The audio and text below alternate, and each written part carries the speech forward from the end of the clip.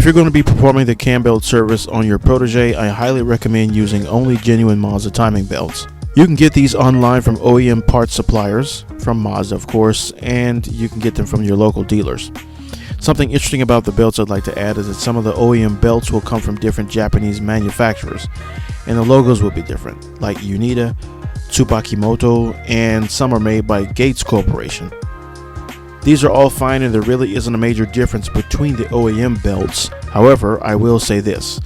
The Gates OEM Mazda belt and the Gates belt you buy at aftermarket suppliers like Advanced Auto Parts are totally different. You can tell the difference by feeling the flexibility in the belts. The OEM belts feel soft, flexible, and very pliable. Don't buy belts such as Dayco, Bando, or other aftermarket brands as they are not very flexible and they feel very hard compared to OEM parts. These belts have a tendency to fail or break prematurely as they don't offer the same strength as the OEM belts. You can think of the OEM belt as a little insurance. As far as the tensioner and idlers, these can be aftermarket and should be replaced at every belt change interval. I picked up the tensioner and the roller from Rock Auto and both are of the same brand, GMB, which is made in Japan, and they are of very good quality. You will also need the tensioning spring. This can be OEM or aftermarket. Another item you will need to complete this job is a valve cover gasket and either anaerobic or some silicone based sealer. This time I used anaerobic. You can buy OEM or aftermarket. Either one will do. If buying aftermarket, I recommend Moly Cleveite as far as the valve cover gasket is concerned. Stay away from those blue Felpro gasket sets as over time the gaskets can start to break down and move into the crankcase. You saw bits and pieces of the blue gasket material had wound up in my oil pan when the engine failed. Remember that video? You will need to begin by disconnecting the negative battery terminal. You will then need to start by removing the components from the top of the valve cover, as the valve cover will need to be removed for this maintenance service.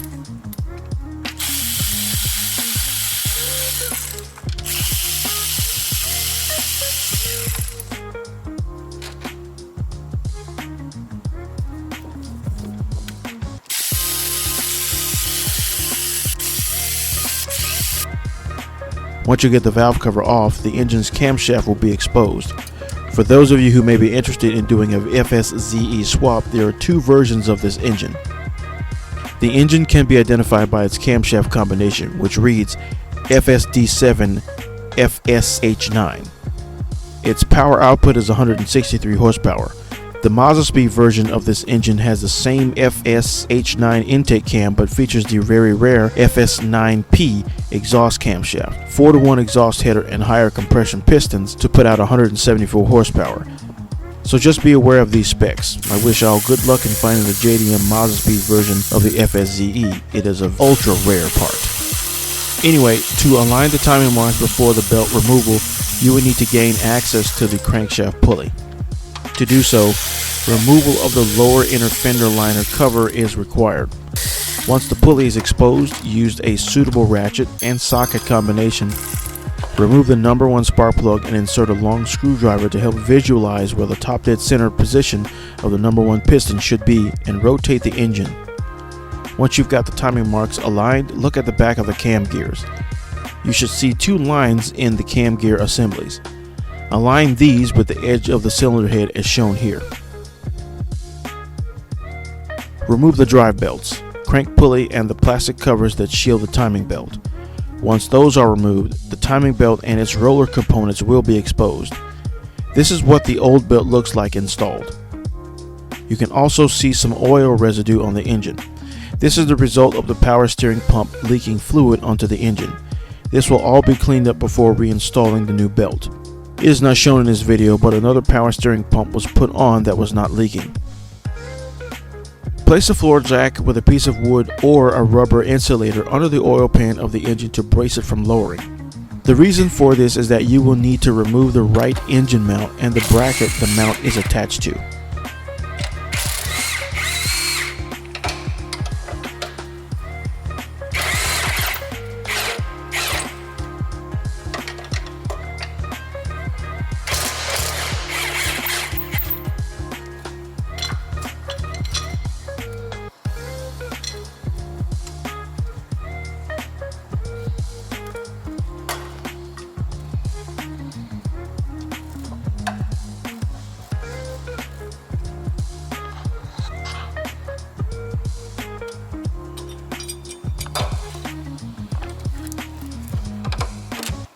Next, you will need to remove the old timing belt from the engine. This is fairly simple.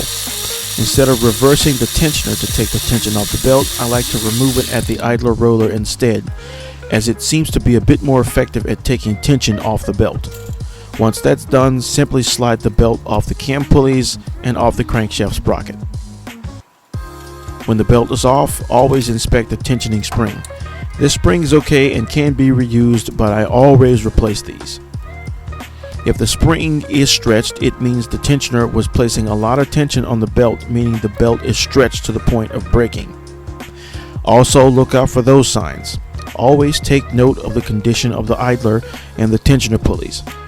These pulleys take quite a bit of abuse from the engine's heat and torque applied by the belt. After about 100,000 miles, they are usually worn out and noisy, and they should always be replaced. Listen to the bearings as they have grown excessively loose and noisy.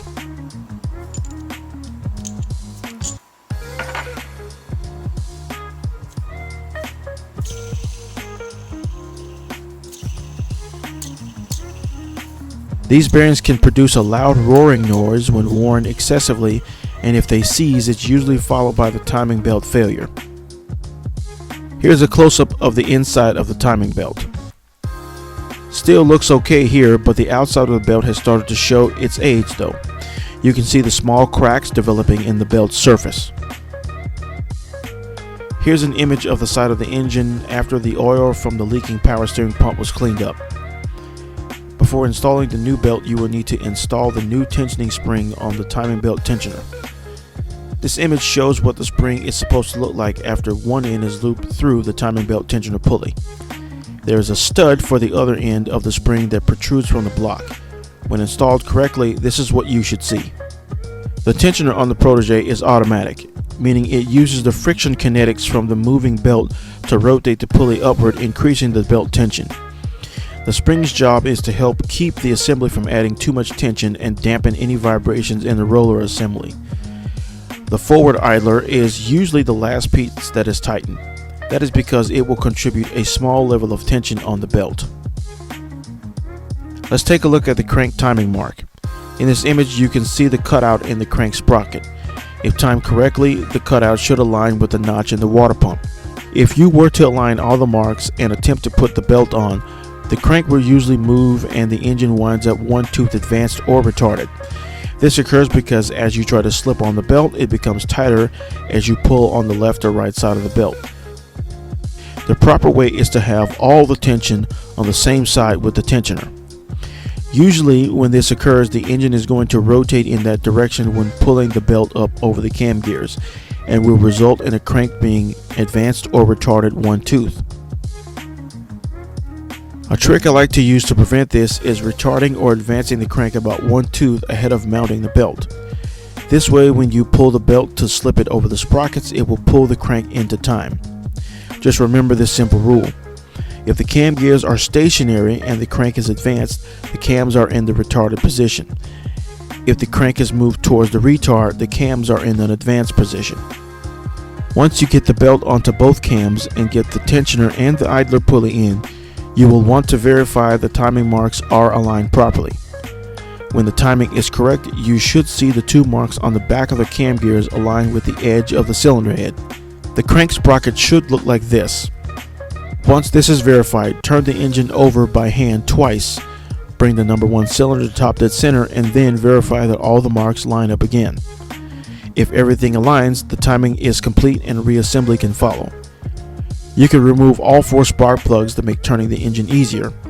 When the spark plugs are in the engine, it will produce compression, making it harder to turn, though that will be a major clue that you timed the engine correctly. You may then install the engine mount bracket, engine mount, the timing covers, water pump and crank pulleys, and then move on to the valve cover.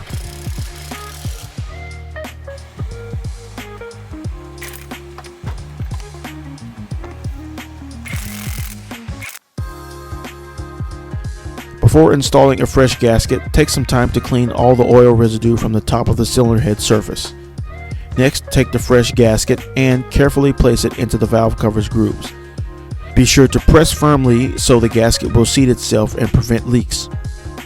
When putting the new gasket, some care is needed to be taken to ensure a proper seal. You will then need to apply some form of sealant at the base of the gasket, as the rubber will not seal in the corners. Here I am applying some anaerobic sealer to these corners to get a proper seal. This will prevent oil from leaking out of the corners.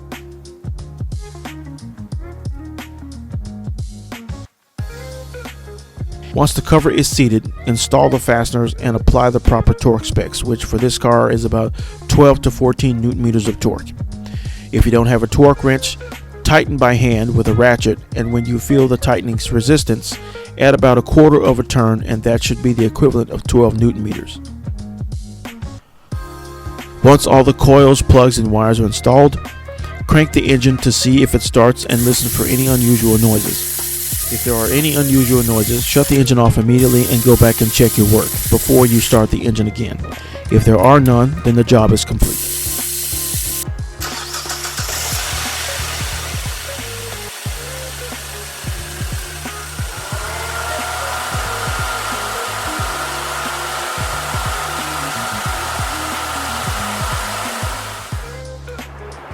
During this service, I found myself tackling other issues as well. I didn't show it, but I installed these CV axles.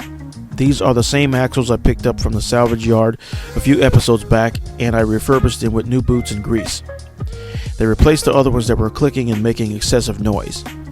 While driving, I could feel the rear of the car was steering itself and dancing all over the road.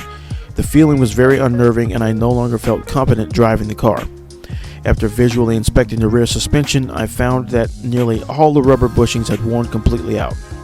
Take a look at these trailing arm bushings. There was absolutely nothing left of these. These worn out bushings will also cause severe knocking noises when traveling over bumps, so be on the lookout for these. I was able to get genuine Mazda trailing arms for a good price on quirkparts.com. I found them on sale for $62 a piece when they normally sell for about $98 a piece. I looked at the other bushings on the rear control arms and they were done as well. Because the fasteners for the rear control arms are mounted in the opposite direction, the whole rear frame has to be removed to service these control arms. Take a look at these up close. You can see the hairline crack in the rubber. Doesn't look like much when mounted, but these actually sit at an angle and that crack grows when bolted down. The rubber actually separated when the torsional force is applied to the arms, and so you feel the rear of the Protege having a mind of its own, and you see these cracks in the suspension. It's about time to start replacing components. Feeling your rear suspension moonwalking at 65 miles an hour is not very amusing. And of course, after replacing all these components, a 4-wheel alignment was in order, but this was done off camera due to low battery life. Finally, I wanted to show how to clean the evaporator on these cars. In the last video, I showed how to change the evaporator and why it's a good idea to keep them clean. You can do so with chemical solutions. In this demonstration, I'm going to be using a popular product from BG Corporation. It is called BG FrigiClean. You can pick this up at car dealers or Amazon.com. You can use whatever brand you'd like. They all seem to work the same. There are two ways to do this on the Protege. You can inject the spray foam through the evaporator drain in the engine bay, or you can remove the glove box, remove the blower resistor, and spray the foam mix directly on the evaporator core, which for me is preferred and more effective. It works by expanding foam bubbles into the core, lifting dirt, mold, and contaminants away from the core. The cold water droplets from the condensation will then wash out any remaining contaminants and run out of the drain. Should you use this method, I recommend to run the AC for a few minutes to allow water droplets to form.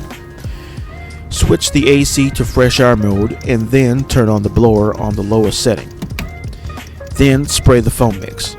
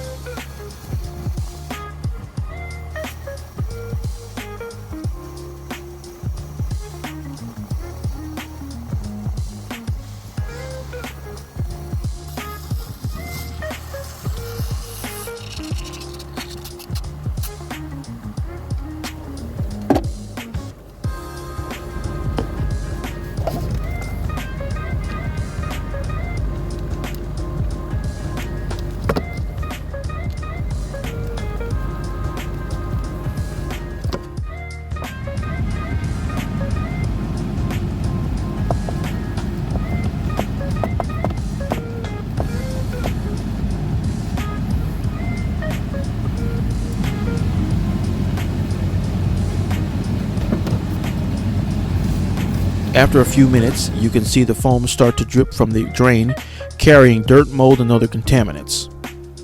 Once the can is empty and the process is complete, the cleansing solution leaves the cabin smelling fresh and the air is noticeably cooler.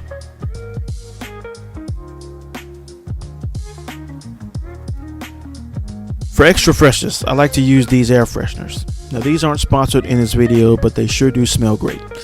So I thought it would be a great idea to share the details with you.